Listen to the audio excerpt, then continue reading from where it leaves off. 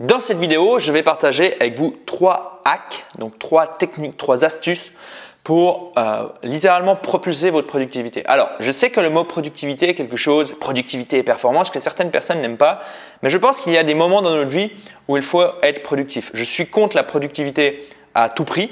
Je pense qu'on est en perpétuel mouvement, notre mood, notre humeur fluctue et notre énergie également. Donc, il y a des moments où il faut faire des sprints et il y a des moments où il faut se reposer. Okay, ça, c'est le premier truc de base. Je suis contre les personnes qui disent productivité, productivité, productivité à 100%. Il y a d'ailleurs un livre que j'ai envie de partager avec vous maintenant, qui est un livre, je ne pensais pas finalement en parler dans cette vidéo, mais Toyota, l'usine du désespoir, où finalement ce livre a été écrit par un journaliste qui va, dans les années 70, travailler 5-6 mois derrière les chaînes de montage de l'usine Toyota. Et justement, Toyota fonctionne selon le principe de l'amélioration continue. Et donc, amélioration continue, donc productivité continue. Et c'est intéressant, c'est un bouquin intéressant à lire. Il n'est pas forcément super cool. Ce n'est pas un livre écrit par les gourous du management ou les gourous du développement personnel. Mais il donne un autre regard finalement sur la productivité et sur les conséquences néfastes qu'elles peuvent avoir sur l'être humain. Donc, ceci étant dit, le problème avec la productivité, c'est que beaucoup de personnes associent productivité avec motivation. Donc, beaucoup de personnes se disent pour être productif, il faut être motivé. Et donc, ces personnes-là, qu'est-ce qu'elles vont faire? Elles vont regarder des vidéos de motivation.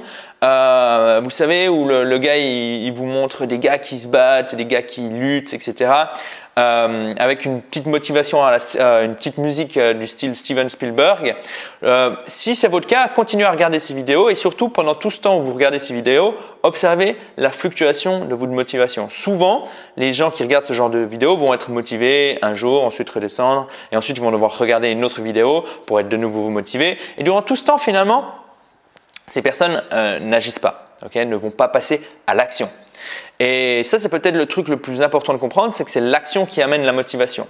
Souvenez-vous d'un moment où vous étiez trop fatigué, par exemple, pour faire l'amour. Hop, vous avez commencé et l'énergie est venue. Souvenez-vous d'un moment où vous n'aviez pas envie de sortir, vous étiez bien devant votre série Netflix, vous êtes sorti et vous dites « chouette, superbe soirée, je me suis bien éclaté ».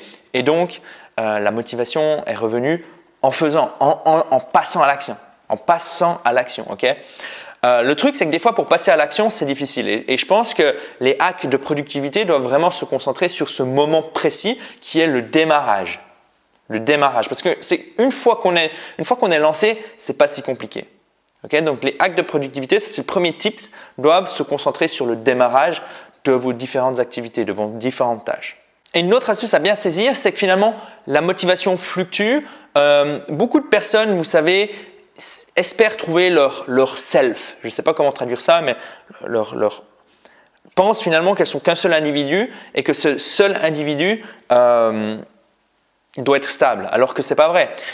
Il y a des jours où on est très motivé, des jours où on n'est pas motivé. Il y a des jours où, moi typiquement, quand je vais à la salle, je soulève des poids, en sortant de la salle, les endorphines font que j'ai envie de bien manger, j'ai envie de retourner plus souvent à la salle, etc. Et 2 heures plus tard, quand j'ai des potes qui me proposent une bière, je me dis « allez, bois une bière ». Okay? Et donc ça, c'est le premier truc à comprendre il l'explique très bien, Will Storr, sauf erreur, dans son livre Selfie, How the West Became Self-Obsessed, qui est un très très bon livre, je vais mettre les références sous cette vidéo. Et en fait, il explique très bien finalement qu'il est plus intéressant de voir notre personnalité comme une multitude de facettes et ces facettes tournent. À un moment, je suis de bonne humeur, à un moment, je suis triste, à un moment, je suis énergique, à un moment, je suis dépressif, à un moment, je suis motivé, à un moment, je ne suis pas motivé. Et en sachant cela et en acceptant cela, finalement, on se rend compte que pour être productif, on peut pas se faire confiance. C'est difficile de se faire confiance. Alors, c'est un peu bizarre dit comme ça. Et vous savez, si vous me suivez depuis un moment, que je partage souvent des techniques un peu paradoxales, un peu bizarres. Mais c'est difficile de se faire confiance. Et les 3 hacks de productivité qui viennent sont justement des hacks qui vont sortir de l'équation, finalement, votre besoin de motivation pour agir. Alors, prenez de quoi écrire. Premier hack. Le premier hack, c'est augmenter les conséquences de l'inaction. Qu'est-ce que font la plupart des gens pour se pousser à agir?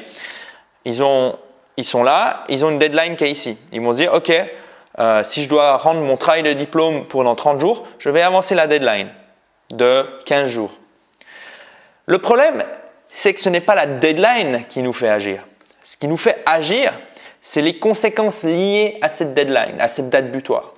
C'est les conséquences de l'inaction. Par exemple, si je ne rends pas mon diplôme, je n'ai pas mon examen et donc je ne vais pas trouver de travail. Par exemple, si je ne lance pas mon produit dans 30 jours, qu'est-ce qui se passe? Je n'ai pas d'argent qui rentre sur mon compte en banque. C'est les conséquences qui sont liées à une deadline qui font que l'on agit. Okay, ça, c'est le premier truc à bien inscrire sur votre feuille ou sur votre logiciel de prise de notes. Les conséquences. Et donc, pour pouvoir augmenter notre envie d'agir, il faut augmenter les conséquences. Okay, il faut augmenter les conséquences de l'inaction. Et il y a plusieurs techniques pour le faire. Moi, je vous parle d'une technique, c'est la plus simple mais la plus efficace. Quand vous êtes motivé à commencer un projet, en général, au début, vous avez beaucoup d'enthousiasme. Vous êtes motivé. Quand vous êtes motivé, plutôt que directement agir sur votre projet et commencer à faire plein de tâches, qu'est-ce que vous allez faire? Vous allez mettre en place un système qui ne soit pas dépendant de votre volonté et qui augmente finalement les conséquences de l'inaction. Alors maintenant, je vais parler français. De quoi je parle? C'est simplement un contrat anti-procrastination, par exemple. Un contrat anti-procrastination, là, au moment où je fais cette vidéo, je suis dans un challenge. Le challenge, c'est de faire 4 formations en 4 semaines. 4 formations en 4 semaines pour pousser mes systèmes de productivité à bout et voir finalement qu'est-ce que je peux améliorer et surtout, encore une fois, avoir plus d'énergie. Précédemment, j'ai fait 8 formations en 8 mois. Maintenant, je fais 4 formations en 4 semaines. Pourquoi? Simplement parce que je connais les process, j'ai des checklists, parce que je sais ce qui me prend le plus de temps quand je fais des formations, notamment récupérer des témoignages. Ça prend énormément de temps. Donc évidemment, pour faire 4 formations en 4 semaines, il y a des choses à supprimer. Bon, ceci étant dit, avant de commencer ce challenge, j'ai contacté mon frangin, je lui ai fait un mail, j'ai fait Cyril, je vais partir dans un challenge, il me faut vraiment une pression. Et cette pression, j'ai envie que tu contrôles durant cette date que les formations sont bien uploadées sur mon site de formation en ligne. Okay? Si je ne fais pas ça, je te verse 1 000 € ou alors, vous pouvez même aller plus loin, tu ne me rends pas les 1 000 € que je vais te verser. Okay? Alors évidemment, certains d'entre vous diront « ouais, c'est stupide de faire ça ». Ok, fine. Bon, si vous trouvez d'autres solutions qui fonctionnent, très bien. Dites-les moi je suis curieux. Mais je pense que dans certains cas, il est intéressant de bosser avec ce genre de pression. Donc là, qu'est-ce que vous faites? Vous augmentez les conséquences d'inaction. Ma conséquence d'inaction, c'est premièrement, si je ne crée pas de formation, je réduis ma source de revenus. Et surtout, qu'est-ce qui se passe? En plus, je vais devoir donner de l'argent à une personne que j'estime.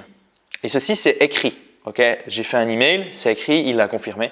Et donc, c'est assez intéressant de travailler comme ça. Ça, c'est le premier point, le premier hack. L'un des hacks les plus terribles, les plus terrifiques, mais qui fonctionne vraiment bien. Le deuxième point, le deuxième hack, et ça paraît vraiment illogique la première fois qu'on l'entend, c'est de réduire le temps à disposition pour faire quelque chose. Alors, vous connaissez la loi de Parkinson qui dit que le travail va être réalisé avec le temps qu'il a à disposition. Okay?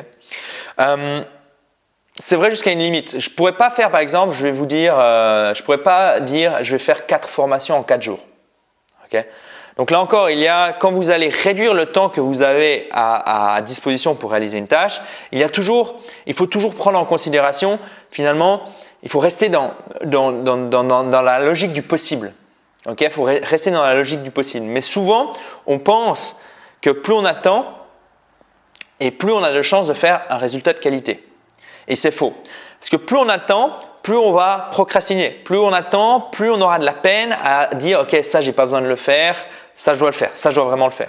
Okay » Et donc, en réduisant le temps, qu'est-ce qui va se passer? C'est que ça va nous inciter à vraiment se focaliser sur ce que l'on doit faire pour atteindre un résultat dans ce temps donné.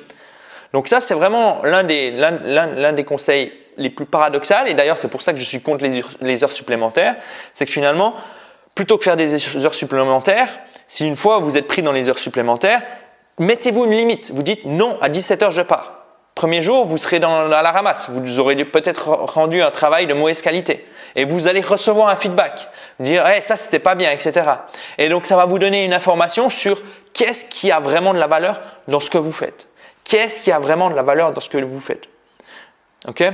Donc, plutôt que de vous donner beaucoup de temps pour fournir un travail de qualité, réduisez le temps. Encore une fois, c'est l'expérience et les résultats que vous allez recevoir qui vont vous donner des indices sur qu'est-ce qui a de la valeur.